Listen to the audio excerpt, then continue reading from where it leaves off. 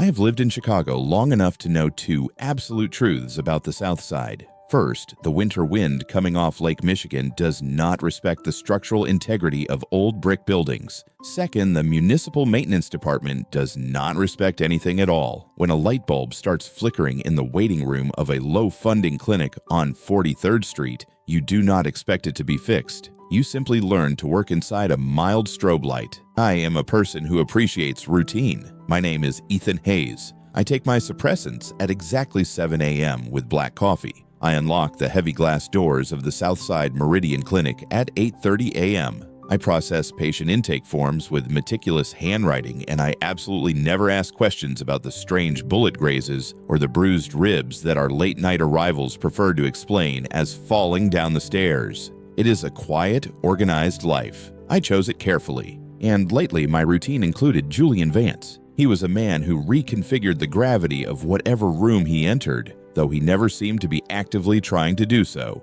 He had started coming in a month ago, ostensibly to drop off generous, unprompted financial donations for the clinic's operating fund. Then the donations turned into visits. He simply began lingering on Tuesday afternoons. He did not have an appointment. He did not require medical attention. He simply sat in the plastic chair nearest the window, wearing a dark wool coat that smelled faintly of wet concrete and impending snow-reading pages of documentation that I never asked about. On this particular Tuesday, the rain was coming down in freezing, aggressive sheets beating against the clinic's thin glass. The overhead bulb in Sector 3 had been dying a slow seizure, inducing death for 3 days, casting a pathetic, twitching shadow across the waiting area. I stood behind the reception desk, perfectly aligning a stack of billing files, and sighed. It was a very small sigh, a minor exhale, barely audible over the hum of the old radiator, but Julian's eyes flicked up from his papers immediately. Dr. Sarah Miller walked out of her office holding a steaming mug of green tea. She paused, squinting at the offending fluorescent tube. "Has the city responded to the maintenance ticket yet, Ethan?" she asked. "I submitted the priority request 72 hours ago, Dr." I replied, keeping my voice perfectly level. "Statistically based on current municipal response times, we can expect a technician by late April, or possibly never. I am genuinely considering requisitioning a ladder and a screwdriver to handle it myself." "You are a receptionist on a heavy biological suppression regimen, Ethan, not an electrician," Sarah said dryly, taking a sip of her tea. "Leave it. The flickering builds character." I did not look at Julian. I did not need to. Even through the heavy pharmaceutical barrier in my bloodstream, I could feel his attention, heavy, dark, and deliberate, locking onto the conversation. When I finally allowed myself a brief glance toward the window, his head was tilted slightly. His dark eyes were fixed on the flickering light with an expression of quiet, dangerous calculation, as if the bulb had just personally insulted him.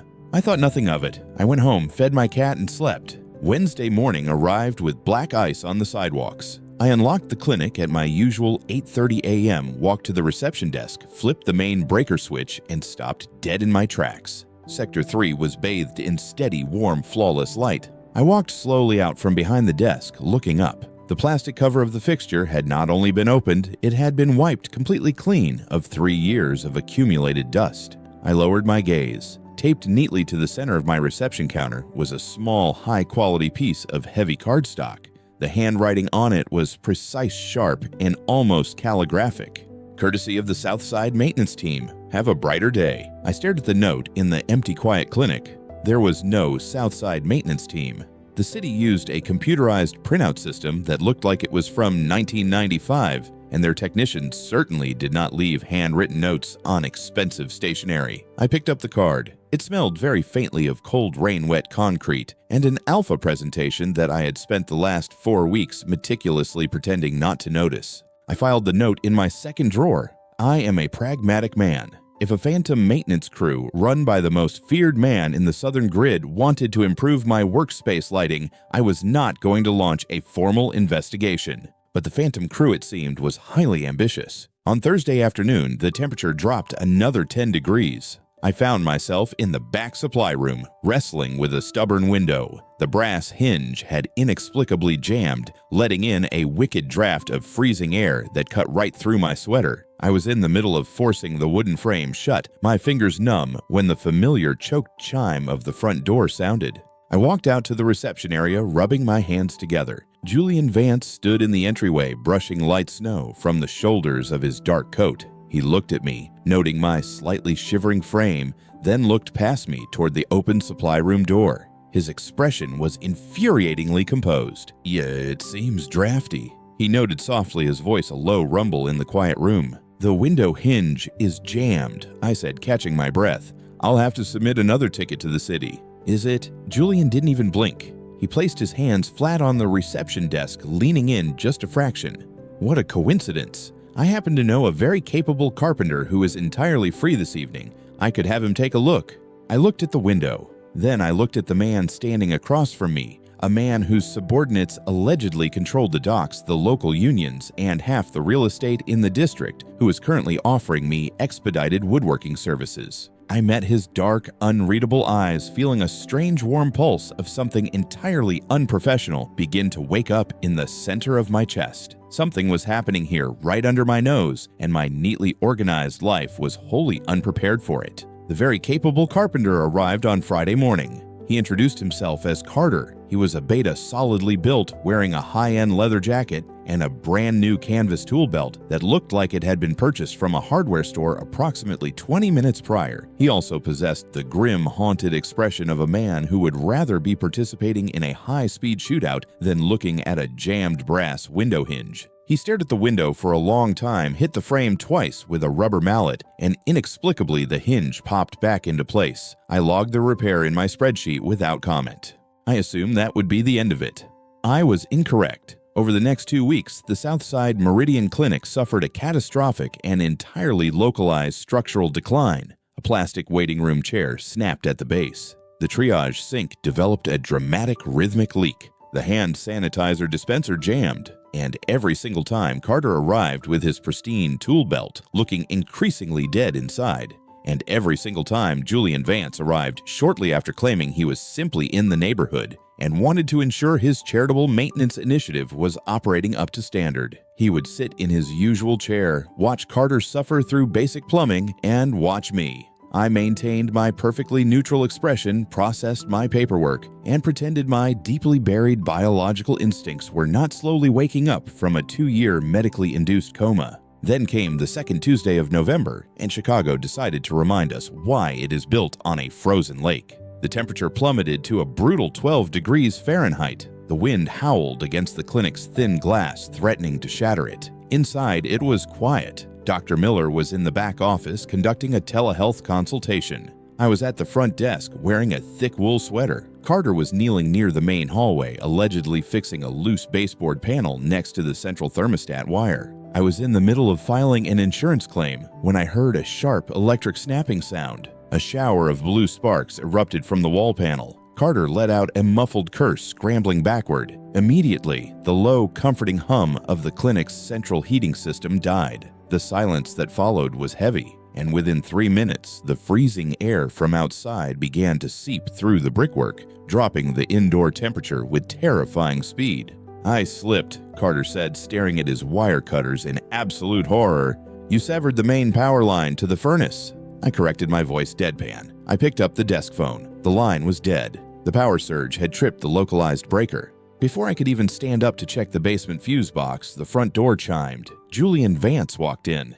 He took one look at the darkened hallway, one look at the panicked beta holding wire cutters, and one look at my breath, which was now visible in the freezing air of the reception area. For a fraction of a second, Julian's mask of elegant composure slipped, revealing a flash of absolute terrifying alpha rage directed entirely at his subordinate. Carter actually took a step back, looking as though he expected the floor to open and swallow him. But Julian did not yell. He walked directly toward the reception desk. "The heating system appears to have failed," Julian stated, his voice a low, dangerous rumble. "Your carpenter murdered it," I replied evenly, crossing my arms as a shiver violently racked my spine. Julian's dark eyes locked onto my shivering form. Without a single word, he unbuttoned his heavy, expensive overcoat. He shrugged it off his broad shoulders, stepped around the reception counter, violating a spatial boundary he had meticulously respected for 2 months, and draped the heavy fabric directly over my shoulders. "Julian, I do not need," I started, but the words died in my throat.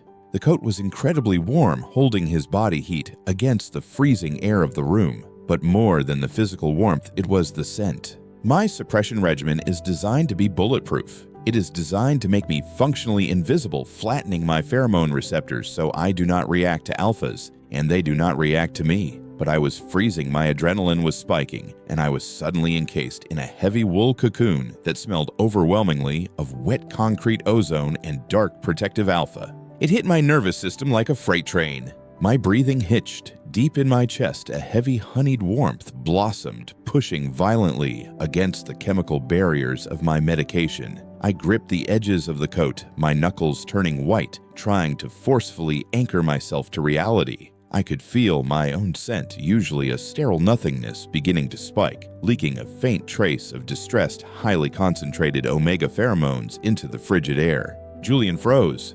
He was standing mere inches from me. I saw his chest expand as he caught the scent. His pupils blew wide, swallowing the dark irises almost entirely. His hands, which had been resting lightly on the shoulders of the coat, twitched, hovering just a millimeter above my collarbone, radiating a magnetic heat. He looked like a man fighting a physical war with his own biology to keep from pulling me against his chest. "I am calling a professional HVAC technician," I managed to say. My voice was breathless, entirely lacking its usual authority. Julian slowly pulled his hands back, though his eyes never left my face. "Do that. I will pay whatever emergency fee they require." He turned his head, slightly glaring at Carter without looking away from me. "Carter is leaving." Carter practically sprinted out of the front door. By 6 p.m., an emergency technician had restored the heat, paid generously from a wad of cash Julian had left on the counter before quietly departing. I sent Dr. Miller home. I locked the front doors. The clinic was warm again. I was alone. I was still wearing the coat. I sat at the front desk, staring at the empty waiting room. My biology was screaming, my baseline was completely destabilized, and my logical mind was deeply offended by all of it. Julian Vance was powerful, careful, and inexplicably dedicated to ruining my clinic's infrastructure just to sit in a plastic chair. I opened the bottom drawer of my desk. I pulled out the access key to the new security camera server the cameras purchased with Julian's own donation money. I needed to know exactly how far this ridiculous man was willing to go. I logged into the system, selected the footage from the past 2 weeks, and pressed play. 2 a.m. is not a time I am usually awake. My carefully chosen routine dictates that I am in bed by 10:30 p.m., asleep by 11 p.m. But my biology was currently attempting to rewrite my routine, fueled by the lingering phantom scent of wet concrete and ozone from a heavy wool overcoat I had carefully folded and placed in the staff locker room. My baseline was completely shattered. Sleep was a mathematical impossibility. And so I was sitting in Dr. Miller's darkened office, the glow of the newly installed security monitor casting a harsh, pale light across my face. I selected the footage from the previous Thursday, dragging the timestamp to 11:30 p.m. For 20 minutes, the screen showed nothing but the empty, static waiting room. Then, at 11:52 p.m., the side alley door, the one with the heavy steel deadbolt, eased open. 2 figures slipped into the clinic. One was Carter the capable carpenter who had nearly assassinated our central heating unit earlier that afternoon. The other was a man roughly the size of a commercial refrigerator wearing a dark trench coat that did not quite cover the sprawling neck tattoo creeping over his collar. They moved with the silent, lethal grace of men accustomed to night raids, hostile territory, and evading federal authorities. I leaned closer to the monitor, my eyes narrowing. They bypassed the prescription drug cabinet. They bypassed the petty cash box. They walked directly to the reception area. The refrigerator-sized man pulled a highly tactical military-grade multi-tool from his pocket. Then, with absolute terrifying focus, he knelt beside the row of waiting room chairs and began to methodically, delicately loosen the screws on the plastic bases. Carter stood watch by the window, checking his phone every 30 seconds like a man receiving live operational updates from a command center. I stared at the screen. I did not feel fear. I did not feel the primal terror one should logically experience when realizing a violent syndicate has unhindered access to one's workplace. What I felt was a profound soul-deep exasperation. The big one is named Marcus, I believe. The voice came from the doorway, completely conversational. I did not jump, though my heart performed a brief, highly unprofessional stutter. I turned the rolling chair. Dr. Sarah Miller was standing in the doorway wearing her heavy winter coat over flannel pajamas, holding a green thermos and 2 ceramic mugs. "He has an outstanding warrant for aggravated assault," she added, stepping into the office and setting the mugs on the desk. "But he is surprisingly gentle with an Allen wrench." I looked from the screen to my boss. "You knew," I stated. My voice was perfectly flat. "Ethan, I have run a low-funding clinic in the south side of Chicago for 15 years, Sarah said, pouring steaming green tea into the mugs. "I noticed the new light bulb was an imported European brand. I checked the camera logs 3 weeks ago. And you chose not to inform me that our medical facility was being systematically dismantled by Julian Vance's subordinates." "It wasn't systemic dismantling," Sarah corrected mildly, taking a sip of her tea. "It was highly targeted artisanal sabotage. And to answer your question, yes, I chose not to intervene."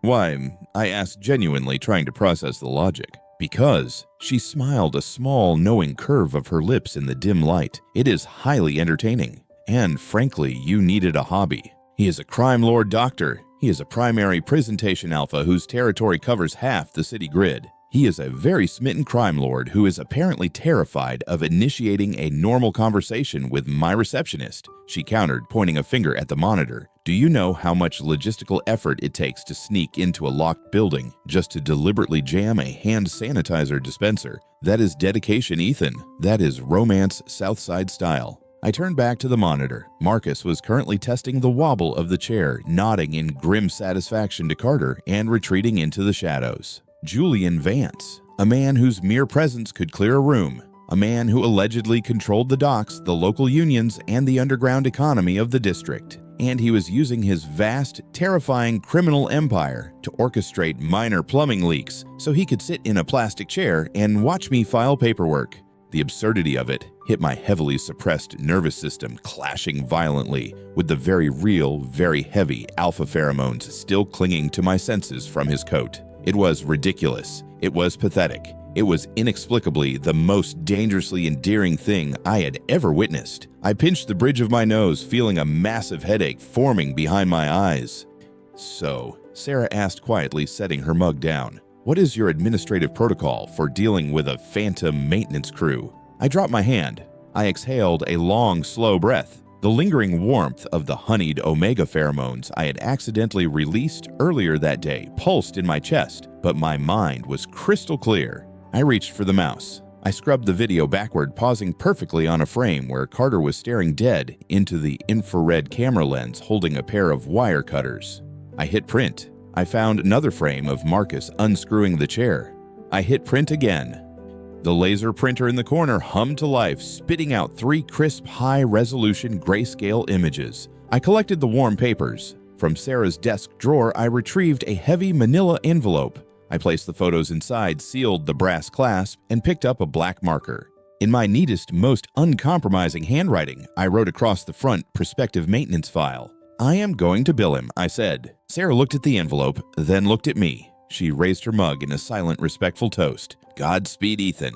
Tuesday arrived with a pale, anemic winter sun that did nothing to warm the concrete bones of Chicago. My biological baseline, usually a perfectly flat medicated line, was currently a disaster. I had taken my standard dose of suppressants at 7 a.m., but my body was actively treating the medication as a mild suggestion rather than a biological imperative. The lingering memory of Julian Vance's heavy wool coat and the overwhelming protective alpha scent it carried had fundamentally rewired my nervous system over the weekend. I spent the morning meticulously organizing patient files, aggressively ignoring the faint, sweet scent of honey that kept threatening to leak past my pharmaceutical barrier. I was a professional. I had a plan. I had a manila envelope sitting in the second drawer of my desk, and I was going to deploy it with absolute administrative ruthlessness. At exactly 3:15 p.m., the brass bell above the clinic door gave its familiar choked chime. The air in the waiting room changed instantly. The familiar scent of rain-wet concrete and dark ozone rolled into the space, heavy and deliberate. I did not look up from the keyboard immediately. I let him walk across the worn linoleum.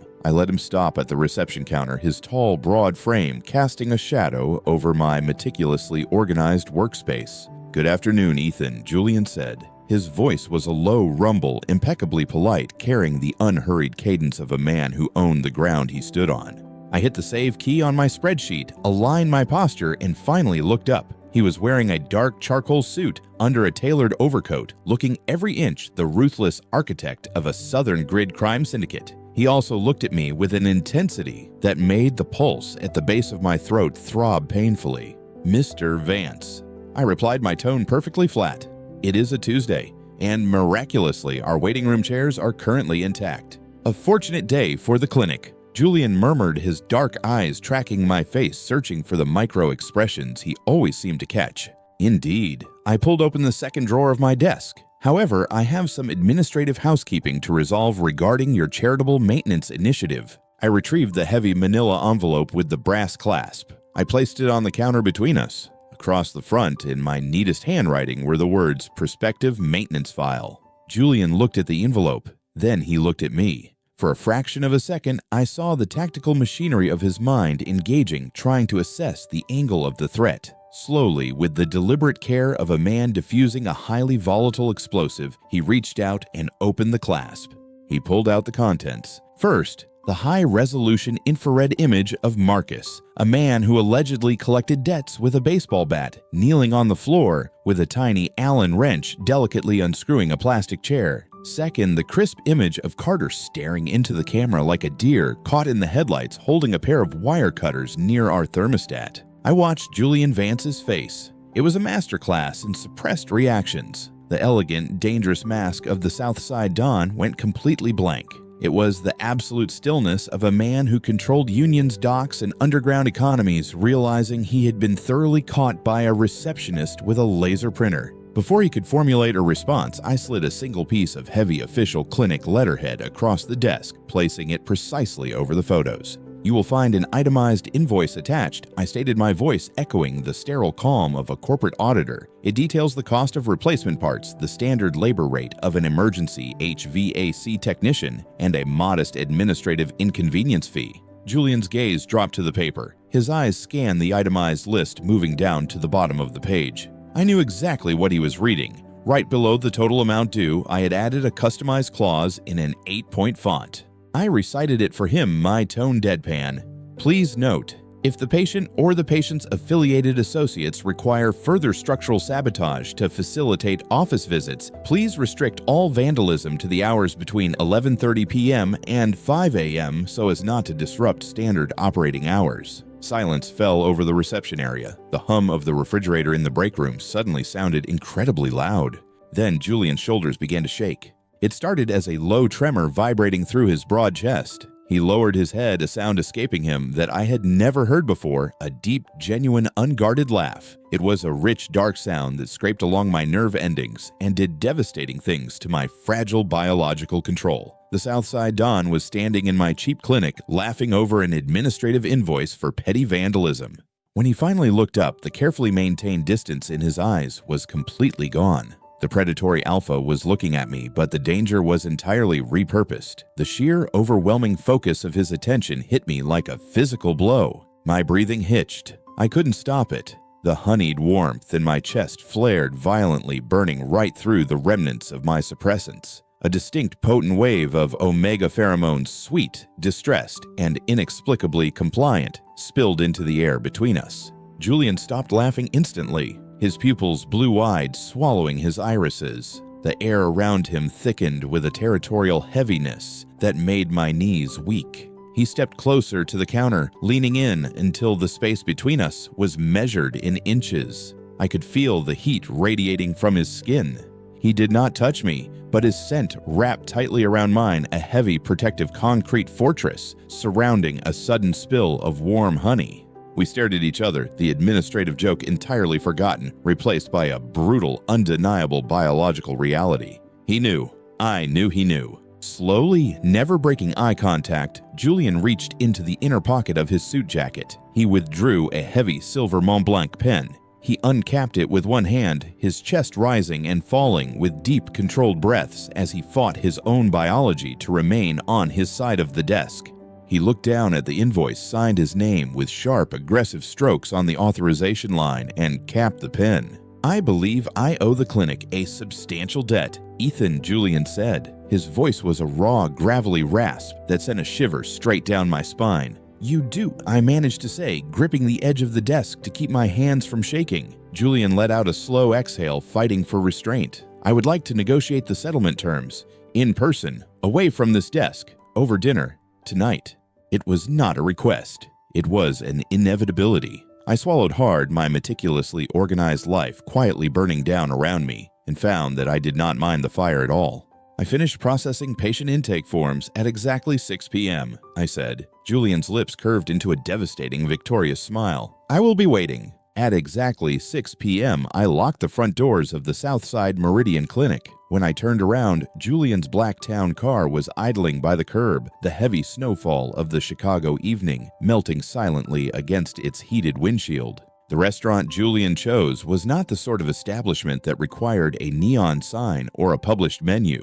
It was tucked away in a quiet district of the city, characterized by frosted glass, dark mahogany, and the kind of aggressive privacy that money and a certain caliber of reputation could buy.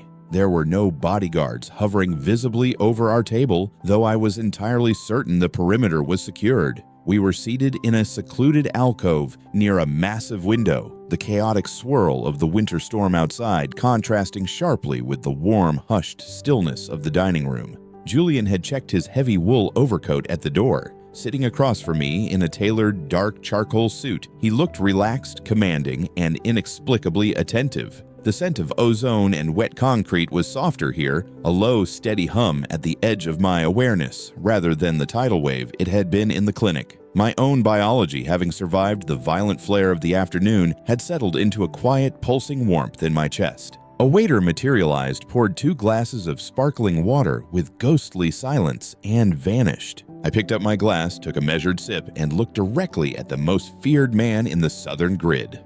"So," I began, my voice carrying the familiar level cadence I used for sorting insurance discrepancies. "Are we going to discuss the invoice, or are we going to pretend this is a standard social engagement?" Julian's lips twitched. He leaned back in his chair, swirling the water in his glass. "The invoice has been paid in full. Consider it a closed administrative matter." "It is not a closed matter, Julian," I corrected mildly. "You utilized union-level criminal resources to methodically dismantle the infrastructure of a low-funding medical facility. You employed a man with an aggravated assault warrant to unscrew a waiting room chair. I am a pragmatic man, but even I struggle to find the logistical efficiency in this operation." Julian did not laugh this time, but the warmth in his dark eyes was unmistakable. He set his glass down. He looked at me not with the predatory focus of an alpha, but with a sudden, startling vulnerability that stripped away the elegant mask of the Southside Don entirely. "Efficiency was not the objective, Ethan," Julian said, his voice dropping to that low, gravelly register that seemed to vibrate directly against my ribs. "Proximity was." I remained silent, allowing him to elaborate. "I operate in a world that is inherently hostile," he continued, choosing his words with deliberate care. "Everything I touch is either a threat, a liability, or leverage. When I walked into your clinic 2 months ago, I was looking for a neutral space. What I found was a receptionist who looked at me, not with fear or ambition or calculation, but with profound administrative annoyance." I adjusted my napkin. I was filing. "You were perfect," Julian corrected softly. "You were completely anchored in a normal, functional world. I wanted to be in that world. I wanted to sit in that chair and watch you exist." He paused, his gaze dropping to the table for a fraction of a second before meeting my eyes again. "But I do not know how to approach a normal person without dragging the danger of my life to their doorstep. If I asked you out, if I initiated a formal courtship, I would be crossing a boundary. I would be forcing your world to collide with mine." I processed this data. I looked at the man across from me. He possessed the power to effortlessly demolish buildings, bribe municipal courts, and clear entire city blocks. Yet he was so terrified of disturbing the peace of my carefully organized life that he had orchestrated a convoluted series of minor plumbing leaks and loose hinges just to have an excuse to share my oxygen. It was utterly absurd. It was logically indefensible. And it was, without a single doubt, the most devastatingly romantic thing I had ever heard. The lingering omega instincts in my blood, The ones I had suppressed and medicated into oblivion for 2 years did not flare this time. Instead, they unspooled completely, wrapping around the steady protective alpha presence radiating from across the table. The biological tension morphed into something much deeper, genuine, undeniable psychological understanding. "Julian," I said, my voice softening just a fraction, "you could have just asked me if I wanted to get coffee. Would you have said yes?" He asked, his eyes tracking my face. I thought about it. I thought about my rigid routines, my suppressants, and my absolute refusal to complicate my life. No, I admitted honestly. I would have declined and immediately updated the clinic's security protocols. Julian gave a low, quiet chuckle, "Which is why I brought a carpenter." A small, genuine smile broke through my professional composure. I picked up my fork as the first course arrived, placed silently between us. The tension that had defined the past 2 months evaporated, replaced by a clean, solid baseline of mutual honesty. "I will waive the administrative inconvenience fee," I stated, cutting into my food, "and I will consider the sabotage forgiven. However, I am establishing a new boundary moving forward." Julian paused, giving me his absolute undivided attention. "Name it." "If any piece of equipment, furniture, or structural element within the Southside Meridian Clinic requires maintenance from this point onward," I said, meeting his dark eyes with uncompromising firmness, "you will not send Carter, you will not send Marcus, you will not send a Phantom Night Crew." "And who will I send?" Julian asked, though the slight tilt of his head suggested he already knew the answer. "You now," I said. "You will come fix it yourself, during regular operating hours. And if you do not know how to repair a jammed printer or a leaking coffee machine, I suggest you watch a tutorial." Julian Vance, the ruthless architect of the Chicago Underground, looked at me as if I had just offered him the absolute world. The warmth in his scent flared heavy, dark, and overwhelmingly content. "I accept your terms, Ethan," he murmured, raising his water glass in a silent toast. "I will handle all future maintenance personally." It took exactly 14 days for the universe to test the parameters of my newly established boundary. It was a Thursday afternoon, the kind of gray-biting Chicago day that made black coffee a medical necessity rather than a preference. I was standing in the clinic's small, cramped break room, pressing the brew button on our ancient drip machine. It sputtered, emitted a wheezing sound like a dying engine, and died completely.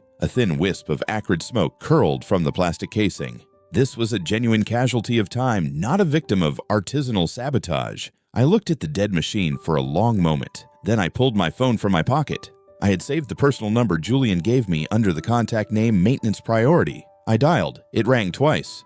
Ethan. His voice came through the speaker, low, immediate, and entirely focused. It was not the tone of a man answering a casual call. It was the tone of a man ready to mobilize a fleet. "The break room coffee machine has suffered a catastrophic internal failure." I reported, keeping my voice perfectly level. "As per our negotiated terms, I am submitting a priority work order." There was a brief pause on the line. Then the dark rumble of his genuine amusement vibrated through the speaker. "Is there structural damage to the building?" "Only to Dr. Miller's morale if she doesn't get her afternoon caffeine," I replied. "Can I expect a technician?" "Give me 20 minutes, Julian said. He arrived in 18. The brass bell above the front door chimed, and Julian walked into the clinic wearing a pristine, tailored 3-piece navy suit that likely cost more than our annual operating budget. In one hand, he carried a small, highly professional leather tool roll. He looked less like a maintenance worker and more like a ruthless executive arriving to execute a hostile corporate takeover. I locked the front door, flipped the sign to closed slightly early, and led him to the break room. The break room was approximately the size of a walk-in closet. When Julian stepped inside, the space immediately felt half its size. He set the leather tool roll on the counter, unbuttoned his suit jacket, and carefully draped the expensive fabric over the back of a folding chair. Then he unbuttoned his cuffs and rolled his sleeves up past his forearms, revealing strong wrists and the faint edge of dark ink fading into his skin. I leaned against the door frame, crossing my arms, prepared to watch the undisputed ruler of the Southside Underground systematically dismantle a $20 coffee maker. He was meticulously careful. He approached the cheap plastic components with the same intense analytical focus he likely applied to syndicate ledgers or territorial disputes. As he worked loosening screws and checking the internal wiring, the temperature in the tiny room seemed to steadily rise. The physical exertion, however minor, caused his baseline scent to spike. The harsh smell of burnt coffee grounds was rapidly overwhelmed by the heavy, intoxicating aroma of warm rain ozone and pure, concentrated alpha. My biology, which had been resting in a state of fragile, contented truce since our dinner, woke up violently. The suppressants in my bloodstream, already weakened by months of proximity, were utterly useless against this level of unguarded physical closeness. The honeyed sweetness of my own omega scent began to leak into the cramped space curling around his dark pheromones like smoke. I felt the familiar heavy warmth blossom in my chest, making my breath uncharacteristically shallow. I dug my fingers into the sleeves of my sweater, trying desperately to maintain my clinical detachment. Phillips' head screwdriver. Julian requested his voice slightly rougher than it had been 5 minutes ago. He didn't look back, holding an internal plastic casing in place with one hand. I stepped forward into his immediate orbit. I selected the correct tool from his leather roll. I reached out to hand it to him. As Julian took the screwdriver, his bare knuckles brushed against my fingers. It was a microscopic point of contact, a fraction of a second, but the effect was catastrophic. A sharp electric shock of pure biological recognition snapped between us, tearing through the last of my pharmaceutical barriers. Julian froze. He didn't drop the tool, but his knuckles turned white, gripping it. The air in the break room became so thick with pheromones, it felt physically difficult to breathe. The territorial heaviness of his alpha presentation flooded the tiny room, protective, possessive, and completely unguarded. Slowly, Julian set the screwdriver down on the counter. He turned to face me. He was standing mere inches away. His dark eyes were blown wide, the pupils swallowing the irises almost entirely. He looked down at me with an expression of such raw, devastating hunger and absolute restraint that my knees actually weakened. He was a man holding back a tidal wave by sheer force of will, terrified of washing me away.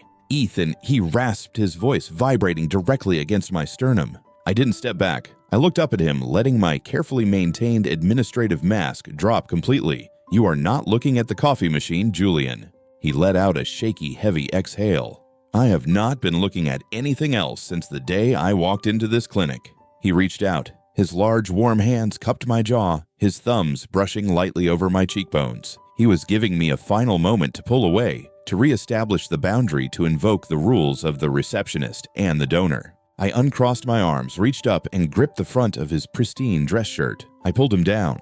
The kiss was not frantic. It was deliberate, thorough, and incredibly deep. It was the physical manifestation of months of careful waiting, of unsaid words, of ridiculously orchestrated plumbing leaks, and of a biological imperative that refused to be ignored any longer. His mouth was warm and commanding, yet endlessly patient. I opened to him with a soft, involuntary sound, leaning my full weight against his solid frame. His arms wrapped tightly around my waist, pulling me flush against his chest, lifting me just slightly off the floor. He anchored me completely within the eye of the storm. It was overwhelming, it was logically indefensible, and it was the safest I had felt in my entire life. When we finally parted, neither of us went very far. I rested my forehead against his shoulder, my breathing ragged, my hand still clutching the fabric of his shirt. "The machine is beyond repair," Julian whispered into my hair, his chest heaving heavily against mine, his scent radiating an overwhelming territorial contentment. "I know." I breathed, closing my eyes and letting the alpha warmth surround me completely. "You're going to have to buy us a new one." I felt the deep rumble of his chest as he chuckled, his lips pressing a soft kiss to my temple. "Consider it done." By the second week of March, the Southside Meridian Clinic had become a logistical anomaly. It was quite frankly terrifyingly functional. In a neighborhood where municipal infrastructure was treated as a mild suggestion rather than a public service, our small medical facility operated with the seamless, highly funded efficiency of a private hospital. The central heating system hummed a quiet, consistent lullaby of perfect climate control. The waiting room chairs were structurally sound, practically bolted to the floor with heavy-duty titanium screws. The triage sink did not leak, and in the break room, sitting precisely where the $20 plastic casualty had once been, was a matte black commercial-grade Italian espresso machine. It was a machine that likely retailed for more than my car, required a dedicated water line, and produced coffee so exceptionally good that it temporarily paralyzed my administrative outrage. Julian had kept his word. There were no more phantom maintenance crews. There was no more artisanal sabotage in the dead of night. There was only a terrifyingly efficient ecosystem of care that extended outward from the Southside Dawn and quietly, persistently wrapped itself around my entire life. Dr. Sarah Miller, of course, was insufferable about the entire situation. I should have let his men dismantle the entire reception desk, she noted one Thursday afternoon, leaning against the doorframe of her office while holding a ceramic cup of perfect espresso. If I had known the compensation package included a barista-grade heating element, I would have handed Marcus a sledgehammer myself. "You are a medical professional, doctor?" I replied, not looking up from my meticulously organized filing cabinet. "Encouraging organized crime for the sake of superior caffeine is an ethical violation." "It's not a crime, Ethan. It's an infrastructure grant," she countered smoothly, her eyes crinkling in quiet amusement. "Besides, look at you. I haven't seen your baseline this stable in 3 years." I paused a manila folder hovering halfway into the cabinet. I couldn't argue with her medical assessment. My biology had found its new normal. The heavy, numbingly flat existence I had maintained under high-dose suppressants was gone. Under Dr. Miller's careful monitoring, my dosage had been drastically reduced, no longer necessary to battle my own nature. The hollow, sterile silence in my bloodstream had been replaced by a quiet, steady, continuous warmth. It was a biological anchor, a tether to the dark, protective alpha presence that existed across the city. I was no longer suppressing my instincts. I was simply resting within the safety of the perimeter Julian had built around me. I could feel him, a low, comforting hum at the very edge of my awareness, a constant reassurance that the eye of the storm was exclusively mine. The most profound change, however, was the Tuesday routine.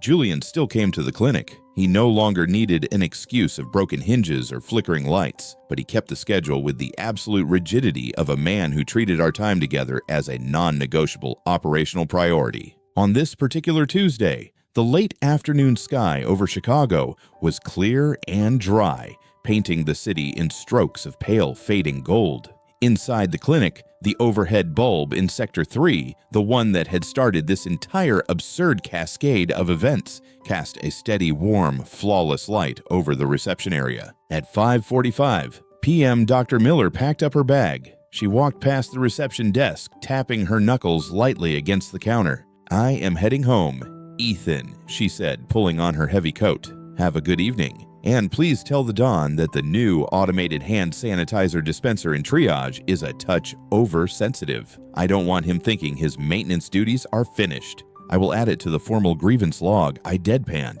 She smiled a genuine warm expression that carried years of quiet affection and walked out the front door. I was alone. I finished inputting the last of the insurance codes, saved the spreadsheet, and precisely aligned the pens next to my keyboard. I took a slow, deep breath, letting the silence of the clinic settle around me. At exactly 5:58 p.m., the brass bell above the door chimed its familiar complaint. The heavy, rhythmic sound of expensive leather boots on linoleum followed. The air in the room shifted immediately, the sterile scent of antiseptic entirely swept away by the dark, heavy aroma of ozone wet concrete and pure alpha. But it was no longer a threat to my nervous system. It was a homecoming. My own scent answered involuntarily, a faint, sweet ribbon of honey rising to meet the storm, welcoming it in. I did not look up immediately. I maintained my administrative posture, typing a final unnecessary note into the system, indulging in the familiar choreography of our very first meetings. The heavy footsteps stopped on the other side of the high counter. I could feel the absolute undivided weight of his attention locking onto me. It was a gaze that could likely command a room full of syndicate bosses into terrified silence, and he was currently using it to patiently watch a receptionist pretend to file paperwork. "Good evening, Ethan," Julian said. His voice was that familiar low rumble, impeccably polite, devastatingly smooth, and layered with a dark private amusement that was reserved entirely for me. I hit the save key. I aligned my posture. I finally looked up. He was wearing a dark tailored suit over a black shirt, looking every inch the ruthless ruler of the southern grid. But the expression in his deep, dark eyes was soft, open, and utterly unguarded. He rested one large, warm hand flat on the surface of the reception desk, invading my space with the quiet confidence of a man who knew he was always invited. I looked at the undisputed dawn of the South Side. I looked at the steady, perfect light shining from the bulb in Sector 3. I felt the absolute, unshakable warmth radiating in the center of my chest. I smiled. It was a small, quiet thing, but it was completely real. "Good evening, Julian," I replied, my voice level, calm, and perfectly content. "You can put your tool roll away. Nothing is broken today." Julian's lips curved into a slow, devastatingly handsome smile. The warmth of his scent flared, enveloping the entire room in a heavy, protective embrace. He reached across the counter, his knuckles brushing gently against the pulse point at my wrist. "I know," he murmured, his thumb stroking my skin. "I just came to take you home."